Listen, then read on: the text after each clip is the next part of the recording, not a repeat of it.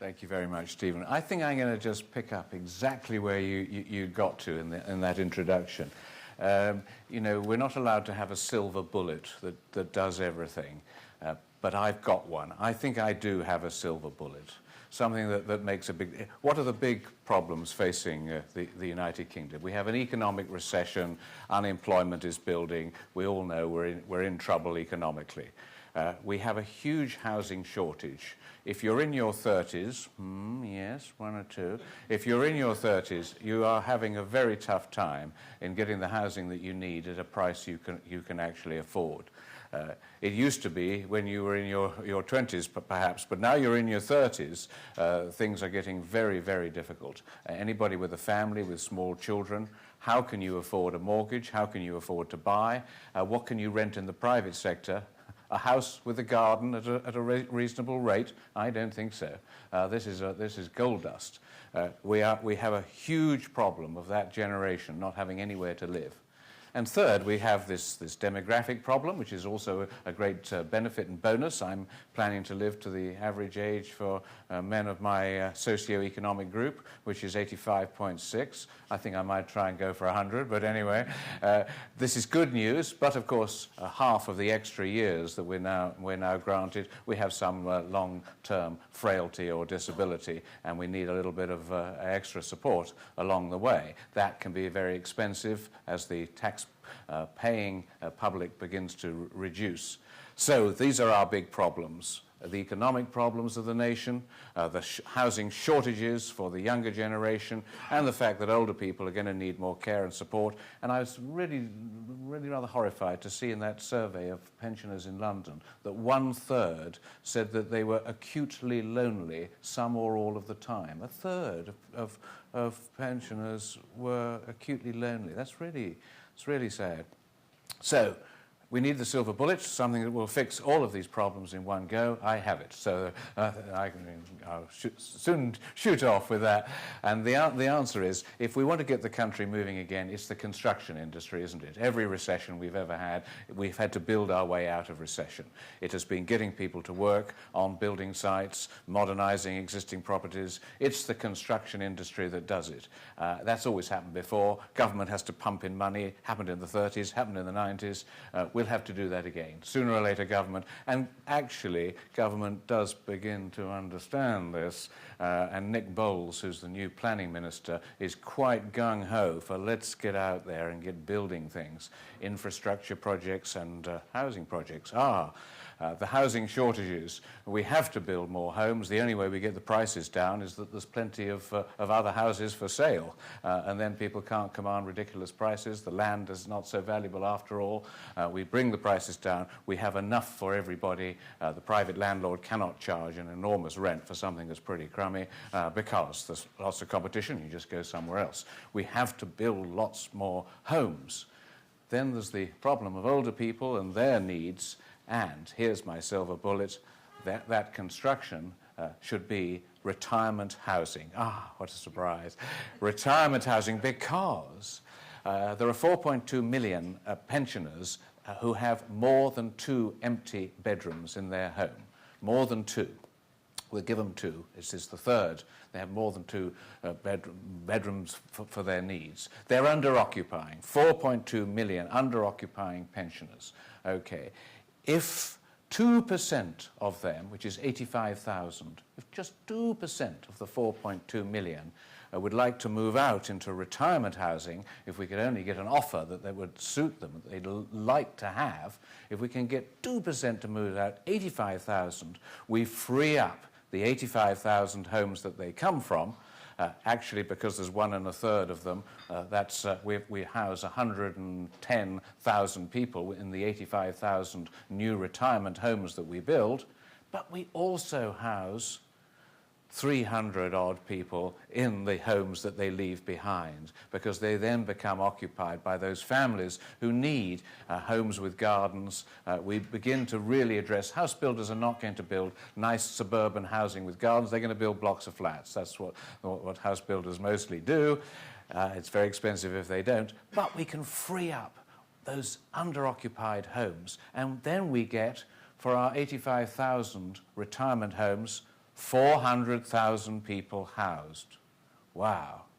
Keep doing that at 2%, and the number of the 4.2 million keeps growing, so you don't actually diminish it very much. But do the 85,000 homes every year, 400,000 people.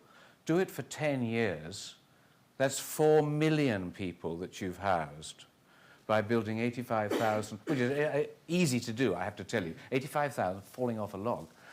We can easily do that. We used to build 300,000 or 400,000 homes a year. Now we build 125,000. We can easily do 85,000 retirement homes.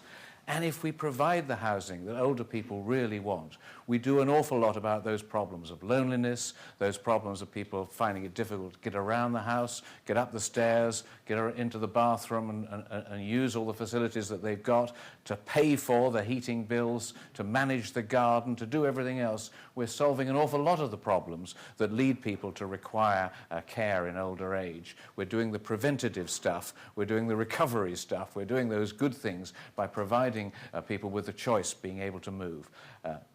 Okay, so there's the silver bullet. There we are. We solve. People get back to work. The economy booms. Younger people have the homes that they need, and a lot of older people get exactly what is better for them in older age. All right, that's the dream. How does it happen, and how in a partnership sense, how do we work together to achieve this? Just look at the different players who are involved and see the different things that they might be able to do. We've got. Well, let's start with the local authorities. I know a lot of you are from local authorities. Local authorities, thinking of housing, thinking of meeting housing need, thinking of how to collaborate, work in partnership with others to do that.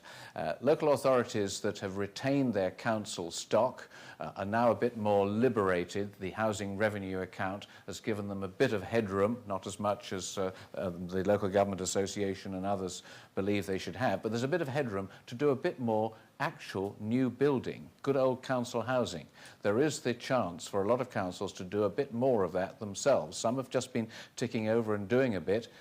Chance to do a bit more. Knock down those garages on the edge of the big council estate where the youths congregate and nobody's very happy. There's no cars in the garages, haven't been for years. Knock them down and put in the 14 bungalows or terraced bungalows for older people who can move out of the 3-bedroom council houses into those on the edge. And because don't expect anybody to want to move till they've seen the product, till they've actually gone inside and said, wow, this is really nice.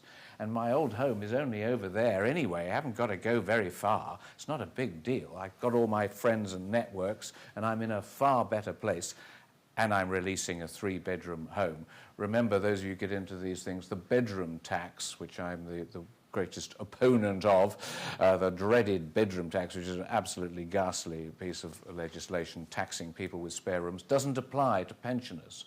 So it's no good expecting a push through people having to pay a tax for having 1 or 2 spare rooms in council housing or housing association homes.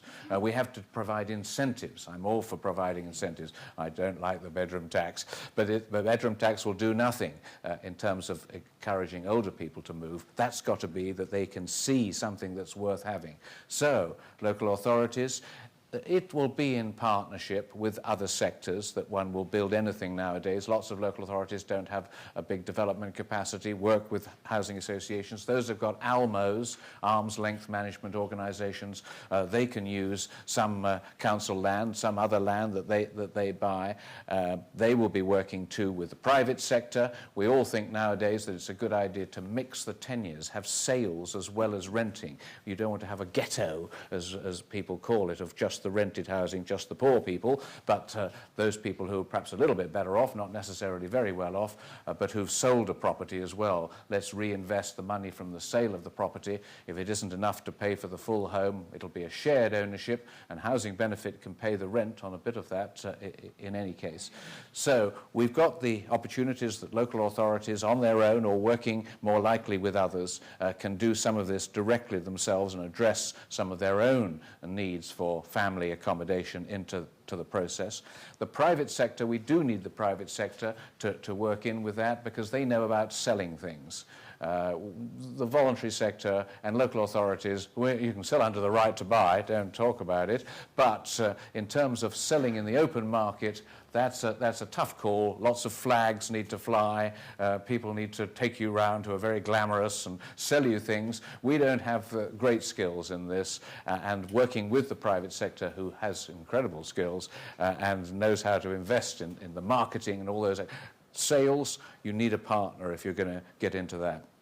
Quite a good example going on, just finishing, in Ealing, London Borough of Ealing, Dickens Yard it's called, where Berkeley Homes, big-time house builders, are doing an excellent scheme. There's about 62 flats, and they're concentrating on under-occupying council tenants alongside the houses that they're selling. It's about 50-50.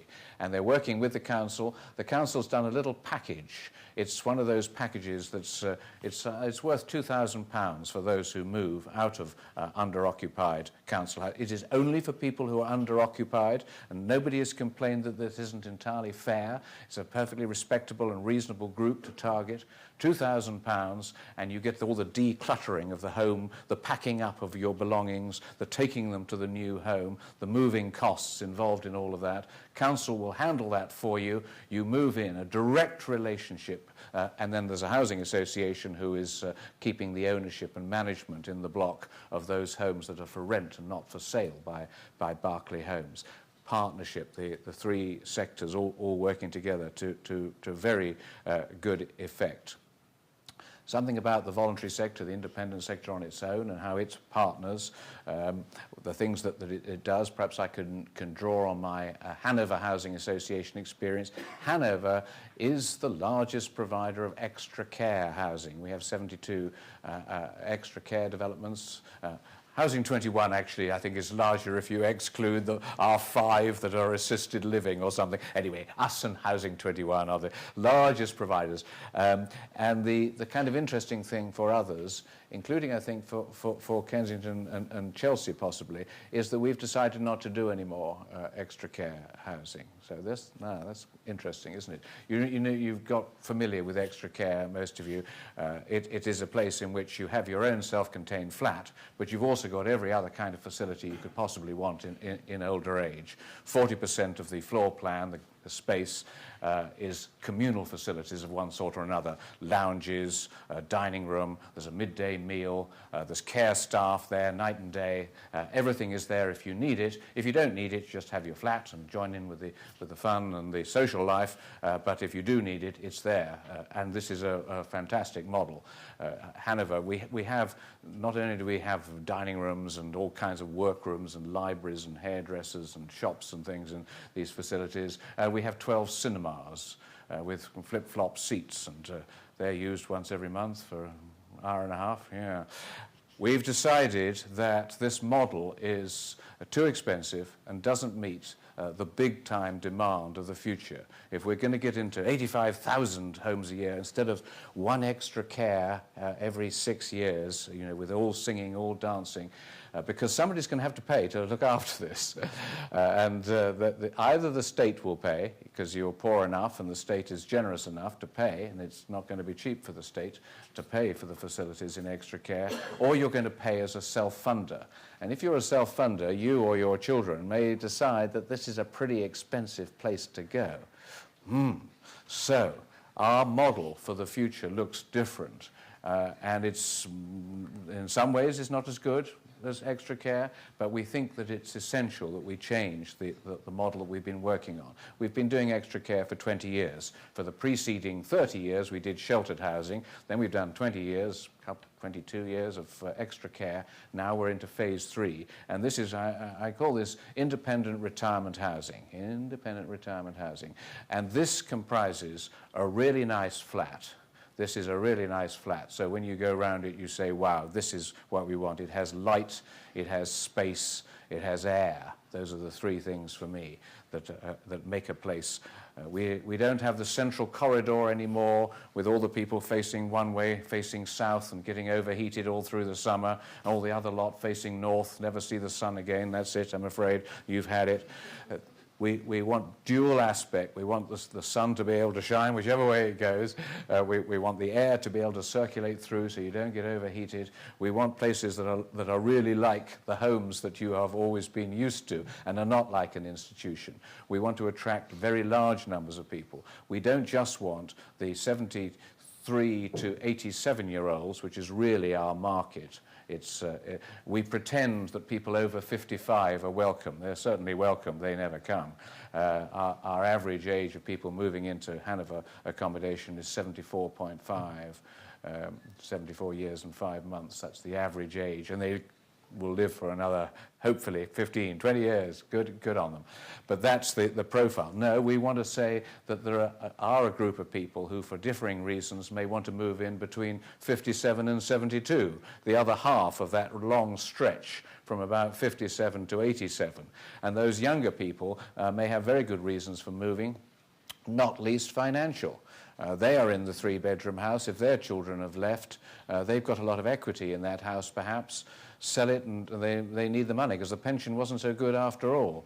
It may be that your children are at an age where they need some capital sum to pay the deposit for the home, and you need to take that out. And that might imply some sacrifice, but it might imply moving on to the next stage, which is the pattern on the continent.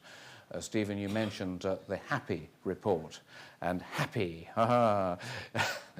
it's a really corny name, I agree. But it stood for the first round, which was 2009. We did a report for the DCLG and the Homes and Communities Agency. And HAPPY stood for Housing Our Aging Population, a Panel for Innovation.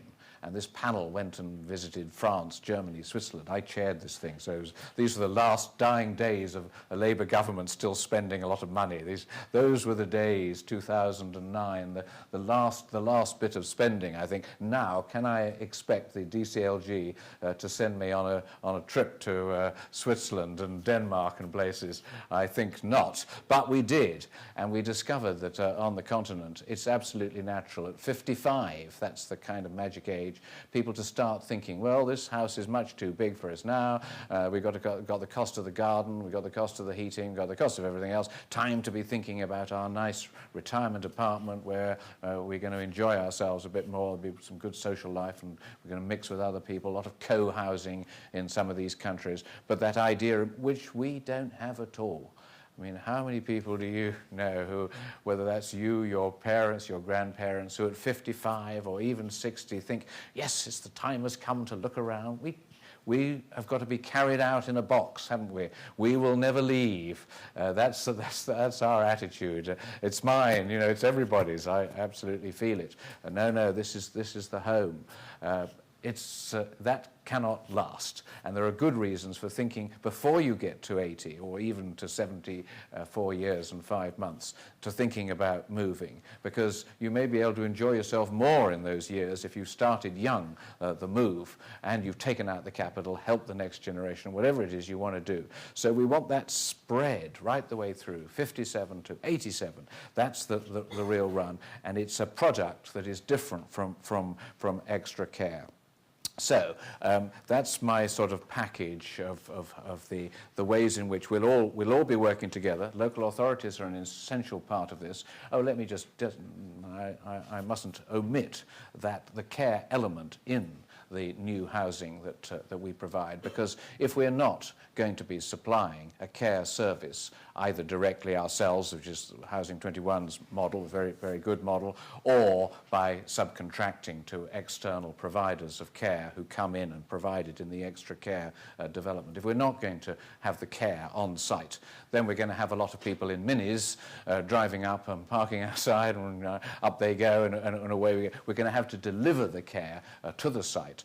We think that there will always be the need for some kind of clubhouse or club room where there's an opportunity for people to get together. That's an essential ingredient. But this isn't 40% of all of the floor space. This is 5% or whatever of the floor space of the thing that you develop.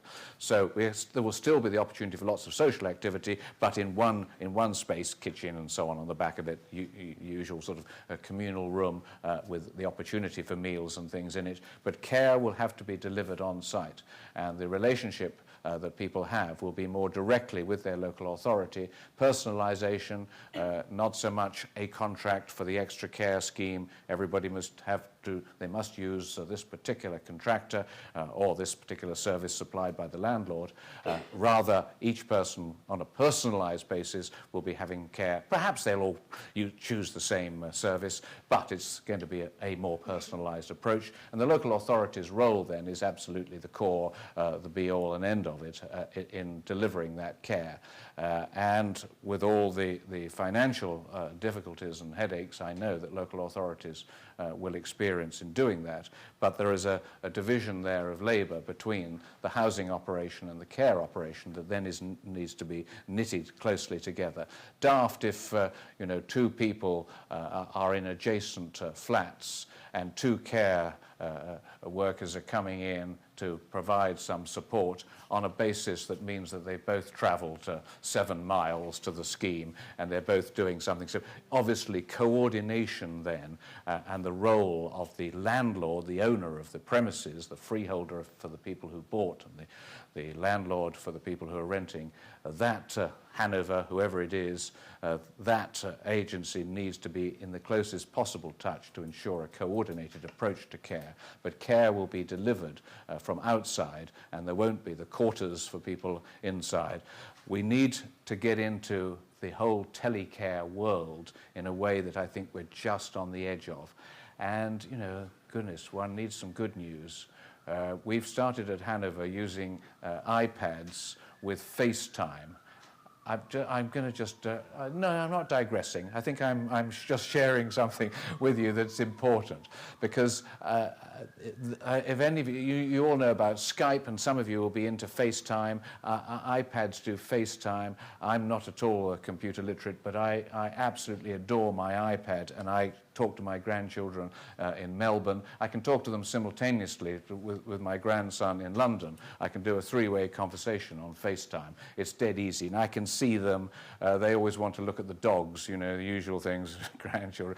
This opportunity to talk face-to-face to people who don't have to drive 7 miles to have a 5-minute conversation, where you can look into people's eyes and actually talk to them and see the person looking at you can see if you are looking a bit peaky, a bit overtired and so on. I look at my daughter in Melbourne and I say, "You're looking rather tired, you're overdoing it."